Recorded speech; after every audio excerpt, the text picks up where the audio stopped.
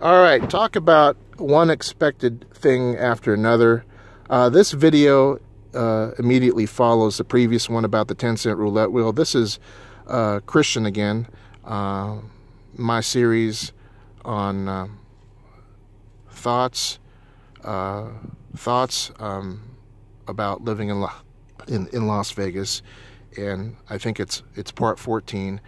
But I was just chilling on one of the couches, just reviewing what I've done so far, the different parts. I still really enjoy the interview with Midnight, the professional gambler. Now I've got another interview here. It turns out I swear, Vegas is a police state. Some of these security guards at these casinos hassle people. At different casinos, like at Caesars, if you doze off at the machine, they don't really care. But there was a girl. She's minding her own business. Because she's just dressed in street clothes, you know, I'm dressed in an overcoat and plus I've got corduroys on, but she's just dressed in jeans. She looks like a regular person. She goes into the bathroom and they probably think she's slamming drugs. And then all of a sudden they ask her to leave. And there are two cop cars here. Two security guards, two female security guards asked her to leave. And to me, for no reason. So I basically, she walked out of the casino distraught. She was crying. And at first she thought I was a cop, but I was wondering why she was actually walking out of the casino, why they kicked her out. And so here she is. She's right here, and I'm giving her a ride just down the street because, I mean, look at it. It's cold. It's actually, look, the temperature is actually, it's if you can see that, the car says it's 46 outside, but the internal temperature is taken off the hood, so it's a bit warmer because of the engine, but it's probably less than 42 degrees right now. So here she is. So just tell us your name. I mean, just your first name. Ashley. Okay, Ashley's got something interesting to say. It's amazing. The people here are actually unique. Ashley was actually a dancer at one of the high-end clubs in Las Vegas, Sapphire. She also said, I mentioned that the wages here are piss poor. She also said that actually it was $15 an hour in North Dakota. There's that shale that they discovered, and I forget the name of it, but it guarantees pretty much that there's a lot of oil for the next 30 or 40 years. Mm-hmm. But, you know, and you guys can Google it. It's either South Dakota or North Dakota, but North Dakota. There's this shale that they discovered, and it was in the articles and online just in the past few years how they are jacking up all the wages to $15 an hour and all that. This is way before Seattle was even at $11 an hour. But here she is. So basically, they kicked her out for no reason. I mean, like, they kicked her out for no reason. She isn't doing anything wrong. I mean, she's not a drug user. I said to her, you know, you don't do heroin because your hands are normal. And so, tell us, how long have you been in Vegas? I've been here for 8 years. 8 years? That's almost like Midnight, the professional gambler. She's been here for 7 years. What actually brought you out here in the first place? Dancing. I was dancing back home for only a year. I just started, and I wanted to keep doing that, but make more money doing it. So, yeah, that's true. You do make a lot of money doing that here. So where is home? North Dakota? No. Virginia. Virginia, or West Virginia? Northern Virginia. So like that's my family has D.C. Yeah, I grew up in Fairfax, but my family Holy they live crap. They live in Prince William County now.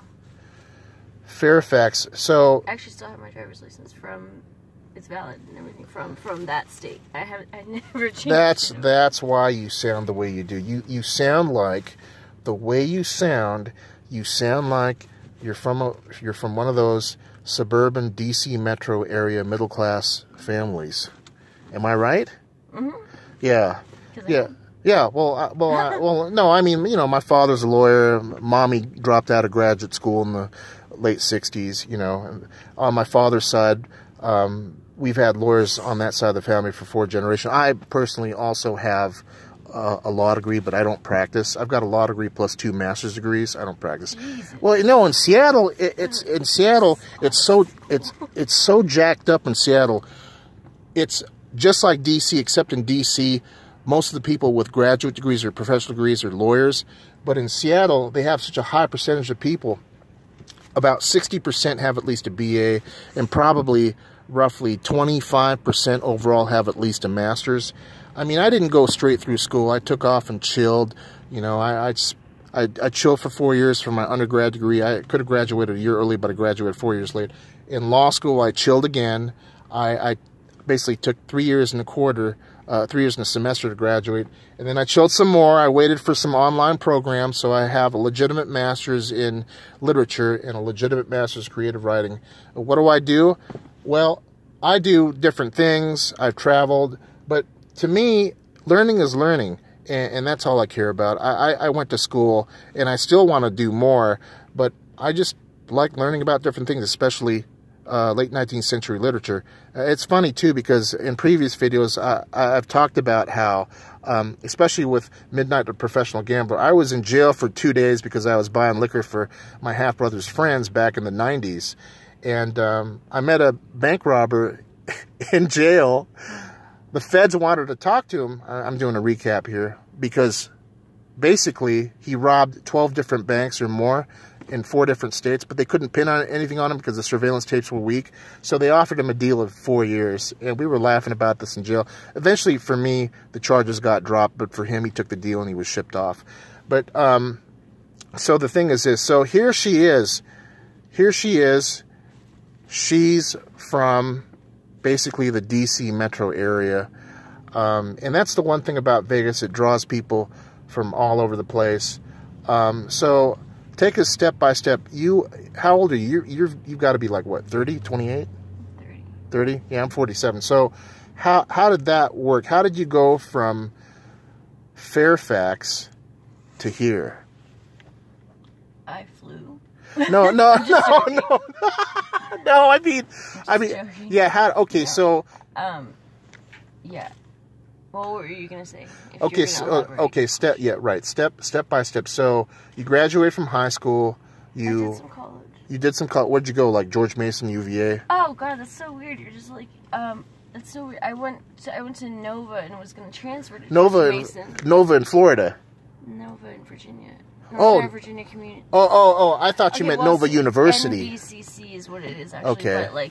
But Northern Virginia is what Nova. Okay, yeah, because there's Nova University in I think Fort Lauderdale. They have a law school. That makes sense. Right. Okay, so you were going to transfer to George Mason after that, and I was either that or dancing, and I was like, I'm gonna take a year off and try this out. And I was like, if I don't like it, I'll move back and I'll just pick up where I left off there. But I liked it.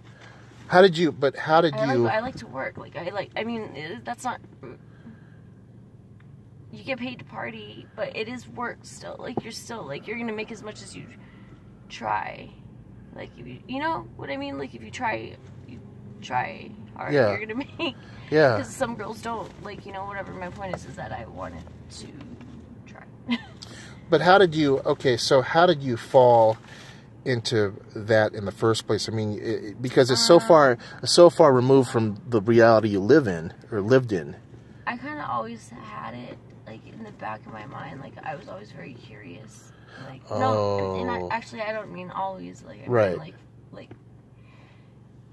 Just a few years before that, I started to become curious about it, and I literally based my whole venture out here on one line I read off in a book that I read from that girl who wrote the screenplay for Juno. Oh. She wrote a book called Candy Girl. And what was the line? A Year in the Life of an Unlikely Stripper was the name of the title. But, and that's probably what I should entitle this video. An interview in the life of an unlikely stripper. Like this girl looks like you could find her next door. You know, like the old Playboy adage, girl next door she looks like a regular person, and she's from one of the most expensive metro areas in the country. The DC metro area makes Las Vegas look like a garage sale. That's so funny because it's, I don't know what year it was. It wasn't, whatever. that's irrelevant. But Fairfax County alone was the county that was, you know, most wealthiest per capita. Yeah. And then Yes. the number one Yes. was just right next to it, Loudoun. Yeah. Yeah, it makes Loudoun County. right. It makes counties. It makes counties outside of San Francisco County in California look like nothing. We all think out west at Newport Beach. I affectionately call it Newport Beach or Huntington Beach or Holmby Hills or Bel Air. No. When you take a look at it, the density and per capita and the fact that the majority of the people that are in that area are lawyers at these law firms. These are storied law firms. You know, that go back to before Watergate, and some of these lawyers are friends of other lawyers that remember the maneuverings during Watergate. But these are the people. When you talk about wealth, that's it right there. That's as wealthy as you can get. The Eastern Seaboard from D.C. all the way up to Boston, and we're talking about people who probably have been like this since the end of the Civil War, the beginning of it. I mean, I met a guy in law school at Oklahoma City University. He was, you know, African American, but his family actually owned a bunch of funeral parlors since the end of the Civil War, and I believe he was from South Carolina. But just imagine, in other words, his family had been business owners, and they're a black family. They've been business owners since pretty much the beginning of Reconstruction. And he just wanted to be an FBI agent. And I said, well, Adrian was his name. I said, Adrian, what are you doing in law school? I mean, why don't you just apply? I said, I'm just bored. He already had his MBA from Howard, I believe. And so he was picking up a law degree from Oklahoma City University. I myself had spent 1 year at Quinnipiac by New by Yale, and then I transferred out to Oklahoma City University because it was cheaper. But then I met a lot of people like our subject here. Yeah, well, no, I'm trying to keep it objective. Our subject here, I actually met people like her, and, you know, you can pretty much tell just within a few minutes that it's like, wait a second here, the way she sounds, and then all of a sudden she mentioned George Mason University. How could you possibly know that if you're just making up a story? You would say something fancy like Georgetown. She said George Mason, which is one of those sleeper universities no one really knows about. I know about it because I spent some time back east. But, okay, so... You wanted to know what the line was. Also. Right. Exactly. Yeah, no, I understand. I got your name, I know. So how did you go? So you just wanted to try the life. You just wanted to basically slum it and see what it was like. And so... It definitely wasn't slumming it, though. I worked 6 days a week. No, I mean, like... I figure your parents are probably professionals, right? They're probably like... Yeah, they don't help. I don't ask for help. Right. She's on her own. She's basically on her own. So they probably don't even know what's happened to you the past 7 years. Not really. They know for the most part. They know that I'm a dancer. Oh, you told them. Security's behind us, by the way. Okay. Yeah. You know. Yeah, it's fine. They don't. Okay, so what was their reaction when you told them that you wanted it? I just don't want them to, like... No, they won't. You're with me. It's like... No, it's not that, though, and you really should move your car. Oh, yeah. Okay, Even in the middle of this interview, like, just right. take a second and just move your car. Oh, yeah, exactly. Yeah, I'm being serious, because... Like, okay, I will. I'll move it. Yeah, folks, I'm moving my car. Security's being a pain in the ass. So hold on a second. Yeah, I'll move it. Because remember what you said, you know, you were like... Yeah. They are dicks. Okay. They are dicks. Yeah. They really will. Crazy. This is... And, like, folks, this is just the Orleans, so take note. Remember, never doze off at a machine or don't look like you're just wandering aimlessly because they'll ask you to leave. Well, I'll try to be fair here. I mean, like, you know... Okay. All right, so... Don't park. Don't park. Gotta get out of the parking lot. Yeah, it's all right. Okay, so here I am. Get out of the parking lot.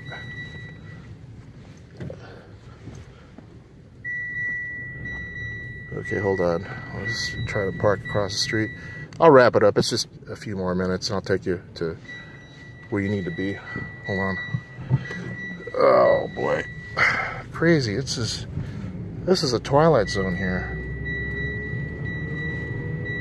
Hold on.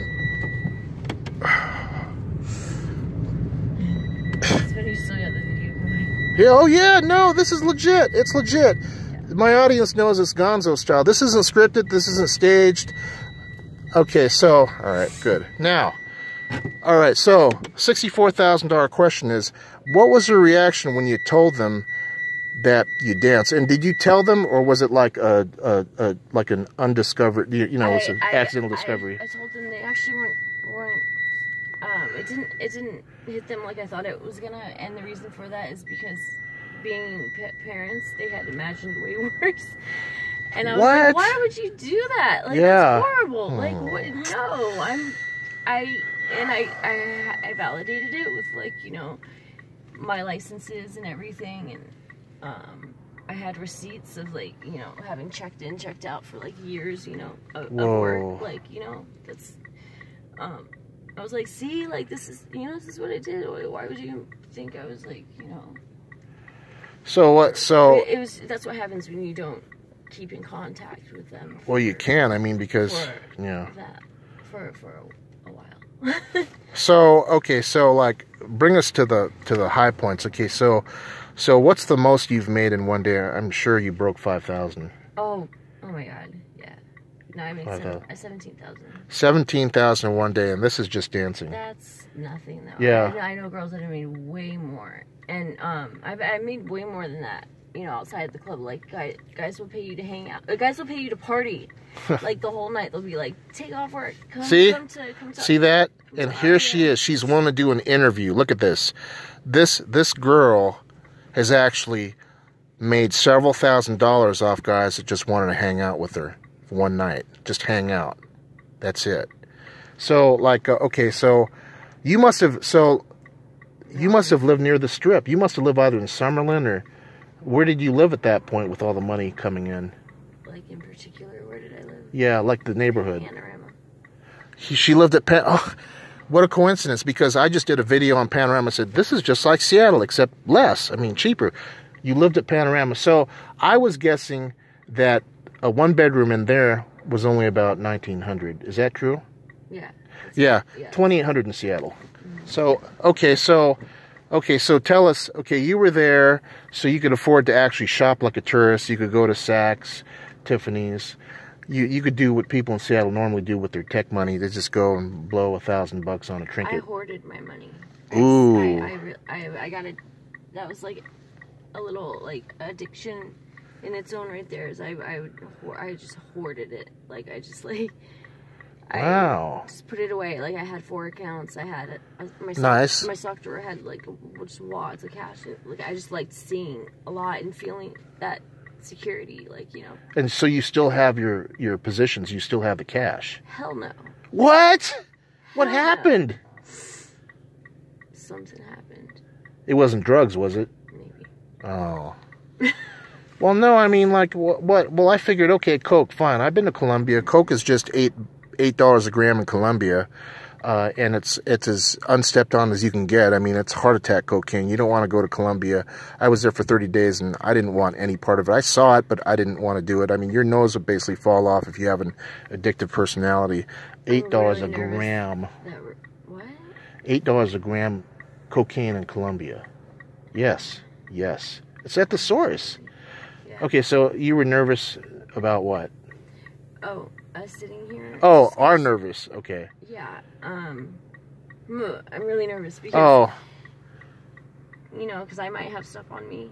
Oh, warrants. Okay, so no, just... No, I don't have any warrants. I'm clean. Oh, you're clean. I'm okay. Totally clean. I just mean paraphernalia. Oh, yeah. Okay, so yeah, that's pretty strict in Las Vegas, as I told you folks. Because of how, if a cop were to pass. Right. And, like, see you park like this, he's going to pull over. Right. Yeah, I understand. I'll just say I'm taking you home, and I am. Okay, so just... I know. I know. Okay, so we're wrapping this up here, but thank you so much, Ashley. Okay, guys, and that's it. It's about 6:33 in the morning, and you never know what can happen in Vegas, but I'll add this to the collection. Thanks again, guys, for watching. You don't have to subscribe if I don't care. It's a chew stick, African chew stick. So I'm signing off. Thanks again. I'll see you guys next clip. Bye.